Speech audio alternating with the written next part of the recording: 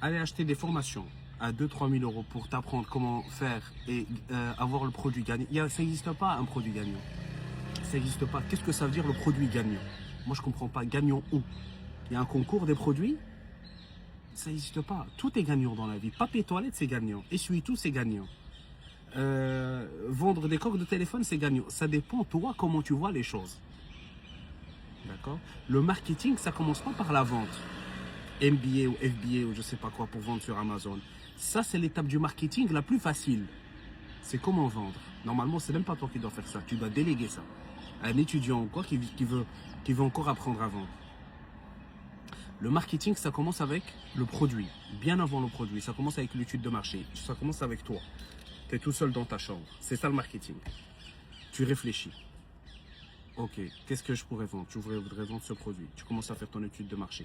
Tu appelles les grossistes et les détaillants et les semi-grossistes. 3. Détaillants, semi-grossistes et grossistes. Les gens qui vendent le produit que tu as envie de vendre.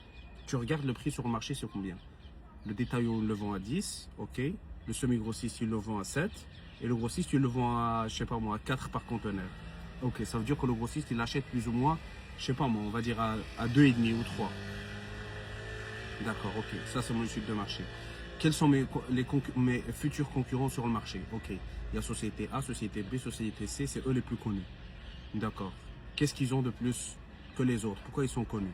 Ah, ils sont connus parce qu'ils ont ça, ça, ça, ça, ça. Ça, c'est l'étude de marché. C'est comme ça qu'on fait.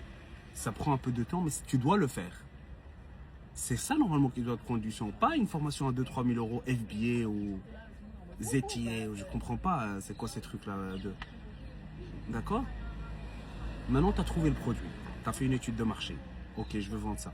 Maintenant, tu dois trouver le fournisseur. Je t'ai déjà fait une vidéo de 7 minutes sur la plateforme là, YouTube. Je t'ai montré comment faire. Tu contactes les usines vérifiées sur Alibaba. Tu n'as même pas besoin d'aller en Chine. Tu n'as pas besoin d'aller en Chine. Celui qui te dit viens en Chine, il veut gagner de l'argent avec toi. Il veut gratter son billet avec toi. Toi, tu vas faire gratter personne maintenant. Tu dois tout faire zéro. Avec zéro investissement.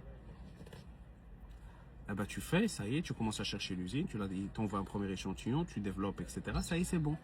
Au bout d'un mois ou quoi, ça y est, tu as le premier prototype, le deuxième, c'est bon. Tu mets ta marque. Maintenant, qu'est-ce que c'est la marque? Le branding, c'est un cours entier dans le marketing. C'est quoi le branding? C'est un logo, plus le nom, plus l'histoire, plus la promesse. Les économistes et les mecs qui ont fait... comme Philippe Kotler, Robert Cialdini, etc., ils ont fait, ils ont défini, ils ont essayé de définir qu'est-ce que c'est le branding. Ils ont dit c'est une promesse. Qu'est-ce que tu promets au client? Qu'est-ce que le client il va avoir en achetant ton produit? Mercedes, il te dit the best or nothing. Ça veut dire le meilleur ou rien. Nous, on vend des voitures, voilà.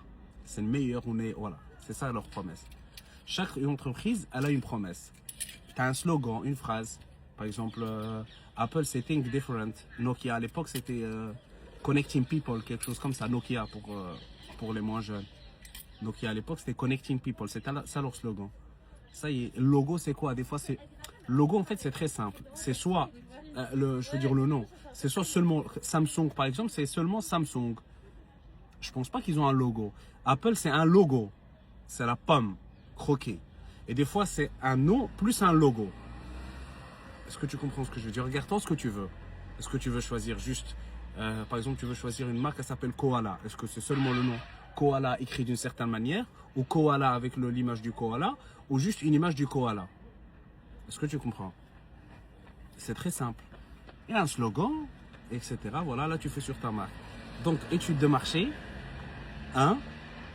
Étude de concurrents, fournisseurs, etc. Le prix des fournisseurs, etc. 2. C'est quoi? On a dit c'est quoi 2? Chercher l'usine en Chine. 3. Faire sa marque, etc. Ou bien tu peux faire en même temps. C'est-à-dire faire la marque en même temps que le produit arrive, etc. Tu n'es pas obligé de tout faire dans le... Mais l'étude de marché, c'est numéro 1. Ça, tu peux pas... Voilà, c'est l'ouverture. Tu ouvres la porte. Après, à l'intérieur, quand tu es dans la pièce, tu peux une fois manager ton truc. Tu comprends? Le nom, etc. Et puis c'est tout. Les couleurs, quelle couleur tu as envie de choisir, ça dépend de toi. Mais regarde la bouffe, par exemple. McDo, c'est quoi comme couleur? C'est jaune et rouge. Quick, c'est rouge et blanc. Il y a des couleurs dans chaque truc, il y a des couleurs. Il y a Ikea, par exemple, c'est jaune et bleu. Bon, c'est des codes de couleurs, etc. Voilà, étudier un petit peu. Voilà, tu comprends? Il y a même certaines marques, elles ont une odeur dans leur magasin ou dans leur truc ou dans leur shop, ils ont une odeur spéciale à eux. Ils font fabriquer ça sur mesure. Ça veut dire que tu vas dans n'importe quel shop, je vais pas citer de nom, tu as une odeur spéciale. Ça, c'est les plus forts dans le branding, d'accord? Dès que tu sens cette odeur, tu vas te rappeler, tu vas dire, ah ouais, ça c'est telle marque. Est-ce que tu as compris? Maintenant, c'est simple. Une fois que tu as fini toutes ces parties-là, il y a la partie vente. La partie vente, c'est la plus facile. C'est la plus facile, c'est la plus facile. Quand tu as fait une bonne étude de marché, tu t'es bien placé, tu t'es bien positionné, tu as un bon positionnement, etc., etc., etc. La partie vente, c'est la plus facile. Le produit, il suffit juste de faire connaître ton produit, c'est tout.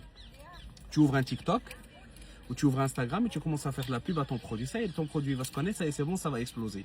La vente, c'est même pas 5% si le marketing, si tout le process de la production, du produit, étude de marché jusqu'à la vente, c'est 100%, la vente, c'est 5%. C'est la partie la plus facile. D'accord?